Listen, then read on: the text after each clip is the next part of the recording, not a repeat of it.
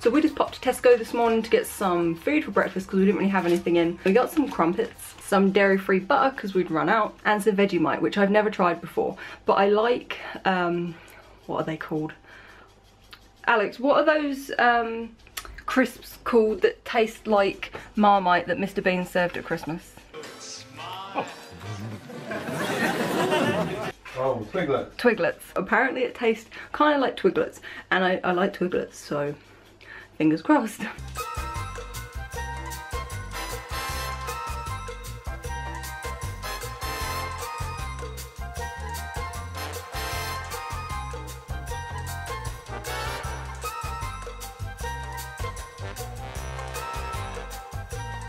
This morning I discovered I don't like Vegemite. I ate most of it because I didn't want to waste it, but I couldn't quite finish it because it was just a bit too much for me. I'm in my office again and I'm about to start doing some work. I forgot a bunch of stuff, as I always do, so Alex is bringing it up for me just now. He's bringing me some crisps, a pen, and a mug of chocolate milk. Hello, waiter. Thank you. Bye. This is the chocolate soya milk from Alpro. I drink so much of this. So while I work, I'm just going to sit and snack on some of these Tesco Finest hand-cooked Cornish sea salt and West Country cider vinegar crisps. Way too long a name, I think we can agree. But these are really nice. These are like my favourite salt and vinegar crisps. Possibly just my favourite crisps in general. They're £1 and this bag is pretty big and it normally lasts me a while. And I have one of these little IKEA clippy clips so I can clip it up when I'm done. Alex bought me a pencil and a pen, bless him. I only really need the pen. I'm just gonna sit and do some little dough work, and then I'm also gonna sit and edit this video. Sorry if this is too much information, but it's period time for me and I have been a very angry lady all morning. Every little thing is just making me want to like throw something or shout at someone. I don't even know why. I get really angry around this time, but now's my chill out time with my crisps and my work.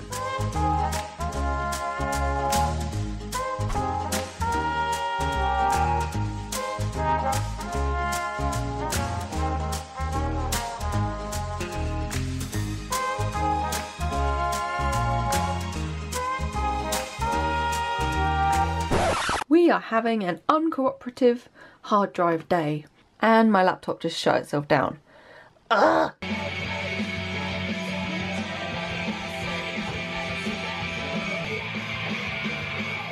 Me and Alex aren't both super hungry, so we're not going to have a big lunch. We're just going to have one of these each. The Linda McCartney vegetarian sausage rolls. These are really lovely. When we bought these earlier in Tesco, the lady on the checkout was like, have you ever tried these before? Because they're really good. They're really tasty. I like dipping them in tomato ketchup and they go all like crispy and yummy in the oven.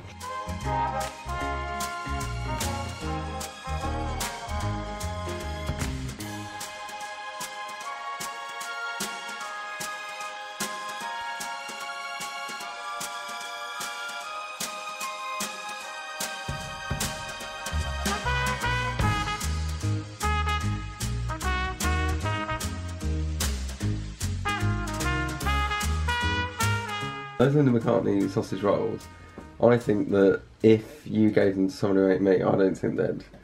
If you didn't tell them, I don't think they'd know. Because it's just like a really nice sausage roll. It's lovely.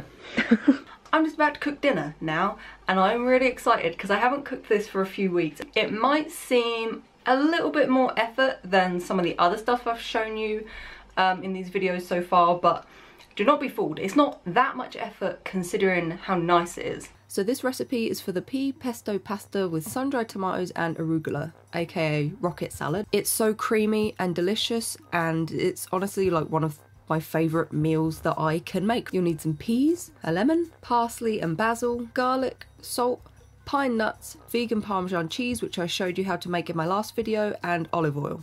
You'll also want some pasta, some sun-dried tomatoes, and some rocket salad. The food processor is going to be doing most of the work for you, and even though it might look like there's kind of a lot of ingredients, some of the things like salt and olive oil you're likely to have at home already. If you're like me, you're probably going to have a load of this around already. And then there's stuff like a lemon and a tin of peas, which are like 30p, so it's not that costly and difficult. In the recipe, I think it calls for 4 cloves of garlic, but I only ever use 2 because I've made this quite a few times and that's just how I prefer it. Because it's going in the food processor, I don't need to bother dicing anything or cutting anything up. I can just be really rough and like chuck everything in, and the food processor will do all the work for me. When you're squeezing your lemon juice in, be careful of pips, because especially if you've already got your pine nuts in there, if you drop a pip in, you will never find it. That has happened to me once.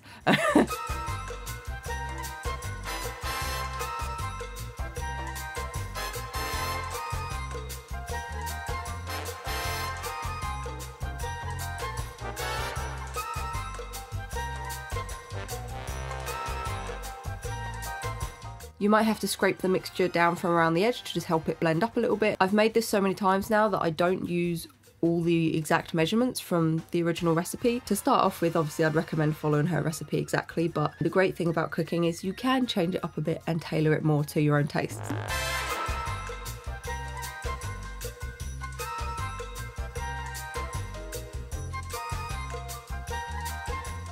Whenever I use sun-dried tomatoes in anything, I pretty much always will cut them up into little slices. I absolutely love sun-dried tomatoes, and I could just sit and eat a whole jar of them whole.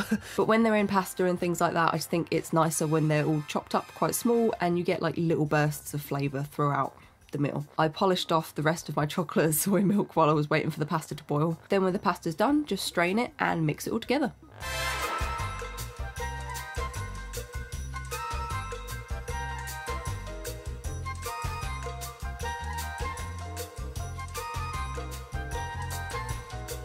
I've always really liked peas, but I didn't really know like other ways to incorporate them into meals, which is why I love this pea pesto so much. They're a great healthy food, they're really affordable, the rats love them as well.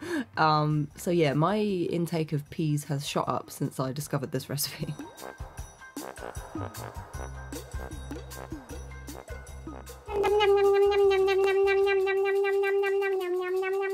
Would you like to give me a review of dinner? It's really, really nice. I think this is the best you've done it. Really? Yeah. Oh, cool. Do you know what's weird? I actually paid less attention to the measurements this time. 10 out of 10, would eat again? Mm-hmm.